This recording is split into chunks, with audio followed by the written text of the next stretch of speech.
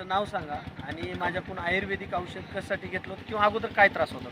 माझं नाव आहे कमलाकर रखमाई शिंपले, मी जोरात बोला. सनाईचं आहे. हां तर मी मुतखड्यासाठी औषध घेतलेलं हां.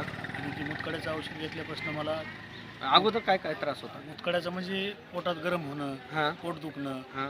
अपचन होणं, पुन्हा तोंडात गरमी काय? तोंडात उष्णता होती. हां. ती उष्णता कमी झाली माझी. म्हणजे अपचन पण होतं, अपचन- खाल्लेलं पचन होत नव्हतं, पित्ताचा त्रास होता. पित्ताचं पण त्रास होतं. पित्ताचं पण कमी झालं. बरं, माझं आयुर्वेदिक घेऊन किती दिवस झाले एक आणि आता महिना. काय फरक पडला? 1 महिना. आता सध्या बरोबर. माझं तोंडातलं याचं बंद झालेलं आहे हां आणि पित्ताला पण फरक पडला हां. आणि जो मुतखड्याचा असर आहे तो सुद्धा कमी वाटायला लागला. म्हणजे मुतखड्याचा जो असर होता ते तुम्हाला म्हणजे पेशंटलाच कळणार आहे ना, कमी पहिलं काय होतं नंतर काय कमी होतं. वाटायला त्याचं पण कमी वाटायला कमी वाटलं. आणि त्यासाठी मी आता डबल औषध घेतलं. बरं, ही आयुर्वेदिक घेतल्याच्या अगोदर विश्वास बसला होता का पहिलं? कारण भरपूर लोकांनी असं आयुर्वेदिकच्या नावाखाली भरपूर फसवलं. मी पण क्लिअर तुमच्याकडून बोलणार आहे, पण माझ्या आयुर्वेदिकनं तुम्हाला फरक पडला, विश्वास म्हणून बसला, म्हणून तुम्ही आज डबल औषध घेतलं. असे भरपूर पेशंट आहेत, त्यांच्यासाठी काय संदेश देऊ शकता? नाही, ज्यांना की बाबा असा त्रास आहे जे की हां. तुम्ही लाखो रुपये असे घालता, बरोबर.